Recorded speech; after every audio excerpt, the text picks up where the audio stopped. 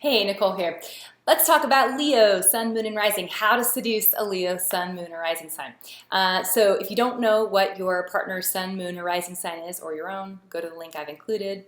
Now, Leo, I can speak this. I'm a Leo rising, so I know this energy very well. Leo is a fire sign. So again, this is like Aries. This is a dynamic sign that is ruled by exercising personal self-will in the world, okay? Now, what that means is, many times we hear the archetype of the king or the queen applied to Leo, and it's kind of perfect. The sun is this giant mass in the center of our solar system. It's what holds everything together. Leos are the same. They sort of see themselves as the center of their own little world.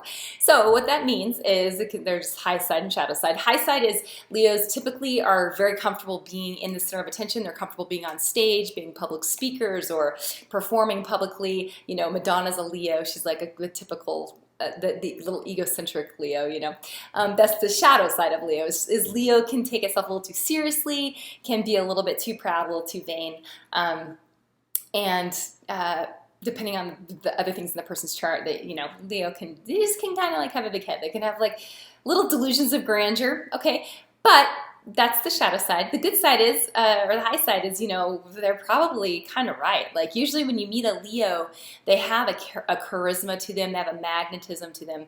And there's a reason why Leo is ruled by the sun, because these people have this kind of outpouring of energy towards other people. They're generous, they're loyal, they really do adore the people that they love, but they just expect the adoration in return, because they're, pretty wonderful. So now, to seduce a Leo, you just need to be able to play into all of this, right? So you need to be a little creative too. Just using, flattery is wonderful. They'll take it. They'll appreciate that. But most people, if they've got Leo in their chart, they probably want a little more than kind of the standard,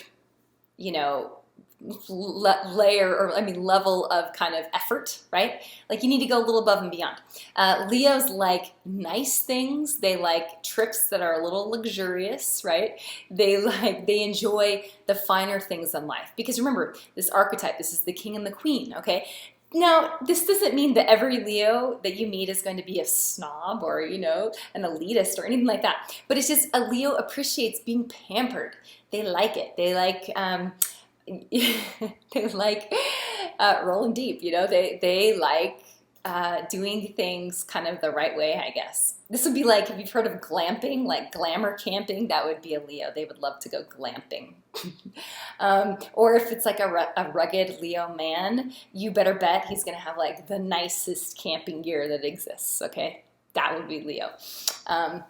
Now, to seduce this person, again, you've got to kind of realize that they're on a little adventure in their minds, and in this adventure they are pretty fantastic, and so you have to kind of play to that, right? Like, and I'm sure if you're in love with a Leo, you think that they're fantastic anyway, so that's not a problem. They are also, the Leo rules the child, right? So is the fifth house. There is this little child in every Leo. They're so fun and vivacious and full of kind of energy and new ideas and wanting to try things and self-express. They're very creative and usually have a high output of whatever it is that they enjoy creating. And it can be really anything. It could be, anything from actual works of art to them being a really incredible athlete, but constantly coming up with like new moves. Like let's say you had somebody that was like a skateboarder that was a Leo. He would be really brave and bold and aggressive, but always coming up with new things, and he would be the king of skateboarding, I don't know. So I wonder what Tony Hawk is, but anyway. So another thing about Leo, again, you want to spend time with them, spend money on them, flatter them a little bit, but like kind of go above and beyond. Treat them like they are really special and that you have to just adore them, okay? They love to be adored, they love affection, and they will return it to you. That's the thing. A healthy Leo is very much like the sun. The sun is constantly giving us light, heat. It's what keeps us all alive, and it doesn't ask for anything in return, right? So that's kind of how Leo, as well, they expect in return to be treated the same way, but you get the metaphor. they're generous and giving.